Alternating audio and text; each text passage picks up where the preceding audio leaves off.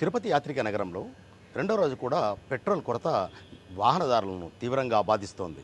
ఈ పరిస్థితి నుంచి కష్టాల నుంచి గట్టెక్కించడానికి ఓ పెట్రోల్ బంకు యజమాని మాత్రం ఔదార్యం ప్రదర్శించారు. ఇంతకీ తిరుపతిలో ఆయన ఏం చేశారు? వాహనదారులను ఎలా ఆదుకున్నారు?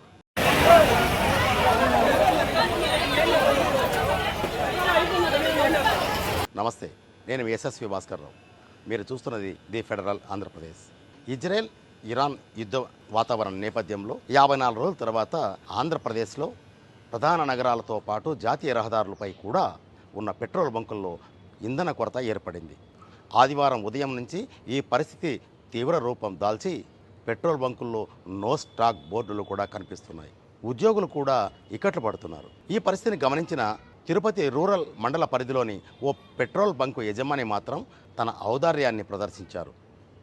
అంటే తిరుపతి రూరల్ మండలం తనపల్లి వద్ద ఉన్న ఇండియన్ ఆయిల్ కార్పొరేషన్ అవుట్లెట్ యజమాని రాజేష్ రెడ్డి సోమవారం ఉదయం నుంచి సుమారు 3,000 మందికి వాహనాలకి పెట్రోల్ ఉచితంగా పంపిణీ చేశారు.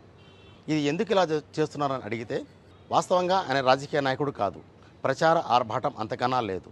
ప్రతి సంవత్సరం మాదిరే ఈసారి కూడా తమ చారిటబుల్ ట్రస్ట్ ద్వారా ద్విచక్ర వాహనదారులకు పెట్రోల్ ఉచితంగా పంపిణీ చేయాలని భావించాం.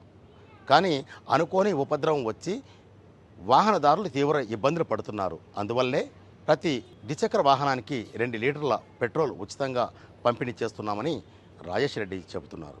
సోమవారం ఉదయం నుంచి సుమారు 5,000 బైక్లకు ఉచితంగా పెట్రోల్ పంపిణీ చేస్తున్నారనే విషయం తెలుసుకున్న వాహనదారులు భారీగా తనపల్లి క్రాస్ వద్ద ఉన్న పెట్రోల్ పంపు వద్దకు బారులు తీరారు. అంతేకాదు, వార్తా సేకరణలో నిమగ్నమై వివిధ ప్రాంతాలు తిరిగే జర్నలిస్టులకు కూడా 3 లీటర్ల వంతున పెట్రోల్ పంపిణీ చేసినట్లు సమాచారం అందింది. దీని అంతటికీ కారణం యాత్రికులు, ప్రధానంగా స్థానిక ప్రజలు రవాణా సదుపాయానికి ఇక్కట్లు లేకుండా పెట్రోల్ పంపిణీ చేసినట్లు రాజేష్ రెడ్డి చెబుతున్నారు. మొత్తానికి ఈ ఎపిసోడ్లో తనపల్లి క్రాస్ పెట్రోల్ పంపు వద్ద ఉచితంగా పెట్రోల్ పంపిణీ చేస్తున్న విషయం పూర్తిగా నగరంలో వ్యాపించడంతో భారీ స్థాయిలో అక్కడికి వాహనాలు చేరుకున్నాయి. వారందరికీ లేదనకుండా 2 లీటర్లు 1 లీటర్ వంతున పెట్రోల్ నింపి అక్కడి నుంచి పంపించినట్లు రాజేష్ రెడ్డి చెబుతున్నారు. వీడియో జర్నలిస్ట్ దినేష్ గునకలతో యశస్వి భాస్కర్రావు, ఫెడరల్ కరస్పాండెంట్, తిరుపతి.